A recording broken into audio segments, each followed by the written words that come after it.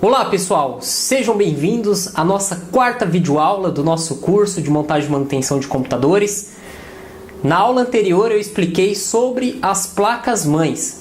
E nesta aula eu vou explicar para vocês como fazer a leitura de um diagrama em blocos e também vou mostrar para vocês uma parte do esquema elétrico. O que é o esquema elétrico, o que tem dentro de um esquema elétrico, quais conhecimentos você precisa ter para conseguir fazer a leitura e interpretação de um esquema elétrico. Então preste muita atenção, porque essa aula vai fazer com que vocês entendam melhor o funcionamento de uma placa-mãe, cada parte ali do diagrama em blocos, que eu tenho certeza que vocês vão entender perfeitamente, porque o diagrama em blocos ele é bem fácil de se fazer a leitura. O que se torna complicado e mais complexo é a parte do esquema elétrico, porque requer conhecimentos de eletrônica, de simbologia, de funcionamento dos componentes e de prática, ok? Então, vamos lá!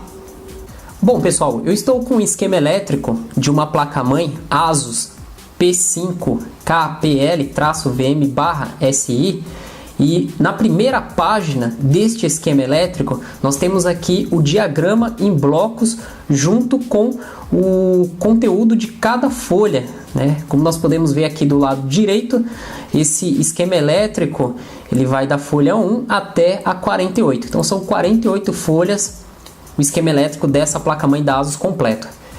No vídeo anterior sobre placa-mãe, eu mostrei para vocês uma placa mais antiga que tem a ponte norte e ponte sul, e esse esquema elétrico vai dar para eu explicar isso para vocês.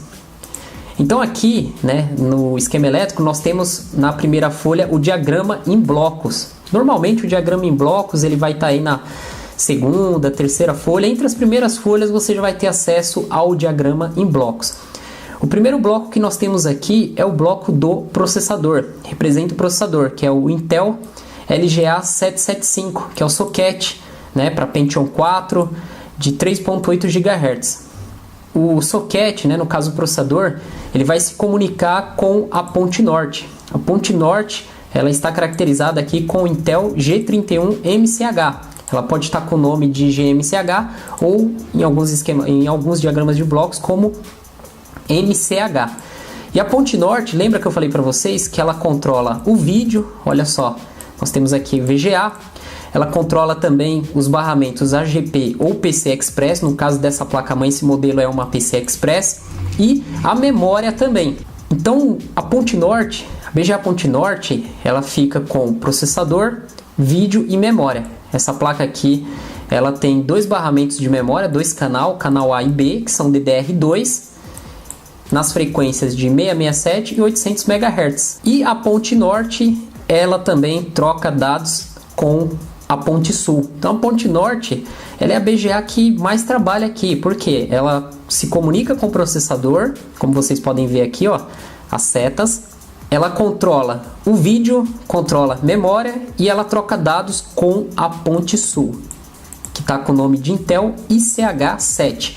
E a ponte sul, ela vai controlar os periféricos mais lentos da placa, que é o PCI Express de 1x, o chip de rede LAN, o chip de rede de áudio, os slot PCI, o PCI Bus 33 MHz, o Super I/O, e o Super I/O vai controlar a porta paralela, disquete, serial, teclado e mouse. A ponte norte controla aí o BIOS, as USB, IDE e SATA. Então no diagrama em blocos fica bem fácil você identificar a troca de dados e quem controla quem se comunica com quem. Bom pessoal, agora eu estou com um esquema elétrico da placa-mãe Gigabyte GA-H61M-DS2. Na aula anterior de placa-mãe eu mostrei para vocês uma Gigabyte GA-H61M-S1. Eu não encontrei exatamente o esquema elétrico com a referência dela, mas eu encontrei esse aqui que é bem parecido. Então aqui na primeira folha nós temos o que você vai encontrar em cada página. E esse esquema elétrico ele tem 30 folhas. O diagrama em blocos, como podemos ver, ele está na página 3 aqui, ó, 03 Block Diagram. Então vamos para a página 3, só colocar 3 e apertar o Enter. E aqui está o diagrama em blocos de uma placa-mãe mais recente, mais moderna. Nós temos aqui o processador LGA 1155 né, Intel, o socket. O bloco aqui do processador, ele vai controlar quem? O PCI Express 16X e as memórias, o canal A e canal B, que são dois slots de memória DDR3, ok? Ele troca dados com a PCH e a PCH ela está fazendo o controle do que a ponte norte a sul praticamente fazia. Só que lógico, né? Algumas coisas foram mandadas para o processador, porque no esquema anterior o processador ele estava sozinho lá e a ponte norte que controlava as memórias. Então a memória ela passou para o processador troca dados direto com a memória e isso torna a placa mais rápida. E tem placas mães que só tem uma PCH, que no caso o processador ele controla o vídeo também.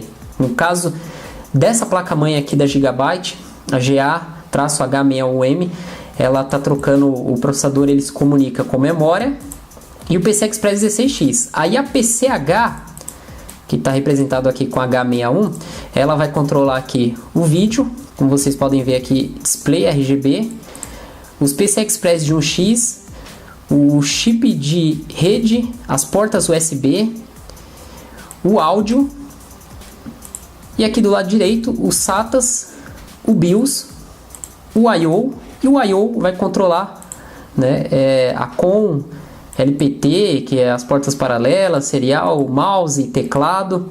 E o I/O ele vai controlar também o painel frontal e o CPU fan, que é o cooler do processador.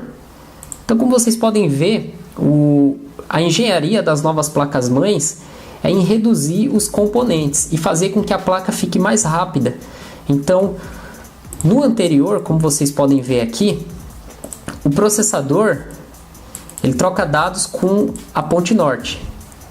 Então, quando o processador ele precisa trocar dados com a memória, a ponte norte ela está aqui como intermediário com o vídeo, então torna mais lento o processo. No caso dessa placa aqui, o processador já troca dados direto com as memórias sem precisar passar pela PCH ou pela ponte norte, enfim. Então, a PCH, as placas, né, que tem somente uma BGA, a PCH, vocês podem ver que no bloco do processador ele vai controlar a memória ou vídeo, em muitos casos memória e vídeo. Nesse caso aqui está só as memórias, e se você utilizar uma placa de vídeo no barramento PCI Express 16X, o processador que vai ficar responsável. E a PCH ficou com os outros itens, ok? Então, voltando aqui na placa da ASUS, aqui nós temos o que vai encontrar nas outras folhas. Igual na página 3, nós temos a sequência de power, que é quando você liga a placa, né, o que cada item é inicializado. E aqui ele tem umas numerações. Vamos voltar aqui. Aí o que acontece? No esquema elétrico, eu ignoro as páginas do LGA 775, tá? Dos pinos do processador. Em alguns casos a MCH e a ICH, tá? Em alguns casos. E aí nós damos preferência mais para partes do circuito da placa-mãe que dá o defeito. Eu vou passar aqui para vocês darem uma olhada. O esquema elétrico ele é bem complexo.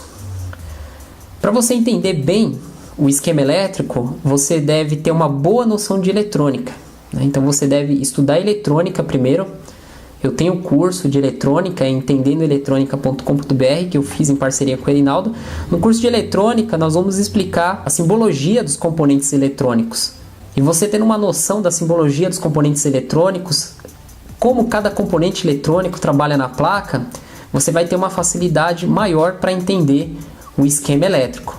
Porém, o esquema elétrico ele leva um tempo, porque ele é bem complexo. Cada placa mãe, o esquema elétrico é de um jeito e tem aí a sua complexidade, ok? Como vocês podem ver, o esquema elétrico dessa placa aqui, que eu fui passando as folhas, aqui ó, a bateria, o jumper lá que faz o clear, e aqui nós temos todas as simbologias, ó, a simbologia do terra, a linha de mais B, aqui é o símbolo do diodo, aqui é resistor, aqui são capacitores de cerâmica, né? Então no esquema elétrico tem toda essa simbologia de um transistor MOSFET, um transistor bipolar, os símbolos dos capacitores de eletrolítico, que é diferente dos de cerâmica, né, SMD, os CIs, ó, o sinal que entra ou que sai de cada pino, o que cada um faz, as alimentação.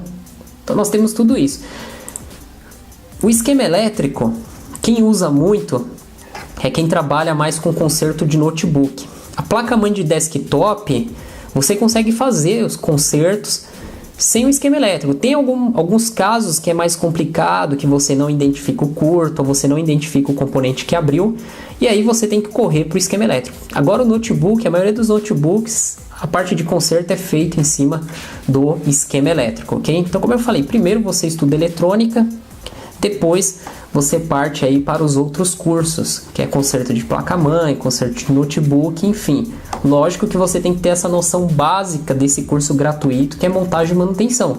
Porque quando chegar lá na área de conserto, vai ser um conteúdo bem mais avançado e a gente não vai ficar explicando o que é uma placa-mãe, os tipos de soquete, como colocar memória, processador, montar, desmontar, formatar, instalar. Isso aí você já tem que saber de cor para partir para a área do conserto, ok? Bom, voltando aqui na placa da Gigabyte, ó, como vocês podem ver aqui, isso aqui é tudo o esquema elétrico do processador, na página 4, a 5 também, a 6 também. A página 7 é a memória. Eu vou dar um zoom aqui, ó. Vamos aumentar aqui. Então aqui eu tenho o primeiro slot da memória DDR3 e todos os sinais dos pinos que recebe. Aqui você consegue ver as alimentações também. A DDR3 é 1.5 volts. Vamos reduzir aqui. Na página 8 nós temos aí o segundo barramento. Vamos reduzir aqui.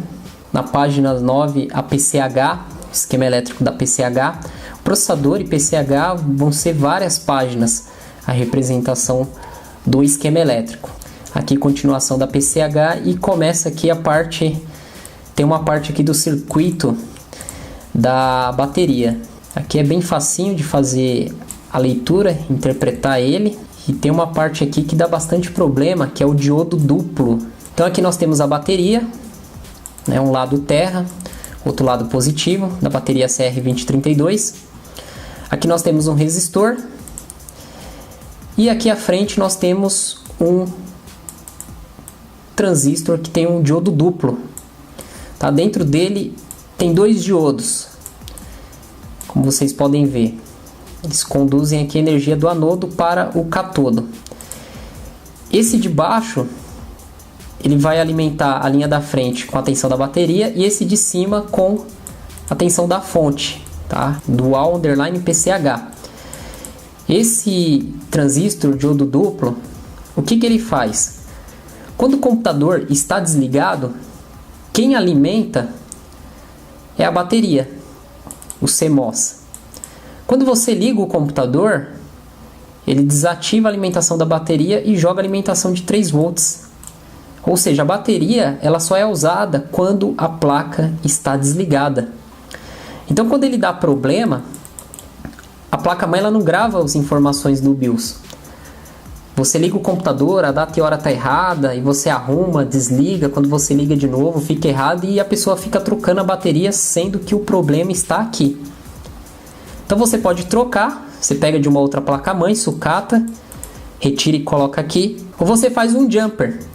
Você pega aqui, ó, a tensão que vem da bateria e faz um jumper desse terminal para cá para frente, ó, do 1 para o 3, esse jumper. Aí a placa, quando ela estiver ligada e desligada, ela vai ser alimentada pela bateria. O problema é que a bateria não vai durar muito tempo, que ela vai ficar 24 horas alimentando o circuito. E o correto é ela alimentar só quando o computador está desligado, né? Quando ele perde a energia da fonte. Aqui nós temos outra parte, né, do esquema elétrico, tem parte da PCH, enfim. Aqui do slot PCI Express, você consegue ter as tensões aí dos pinos, né? De um lado é o A, que é a linha de cima, e a linha de baixo são os pinos B. Aqui dos PCI Express de 1x, aqui do I/O. O I/O ele é responsável por ligar, desligar a placa, fazer a função on e off.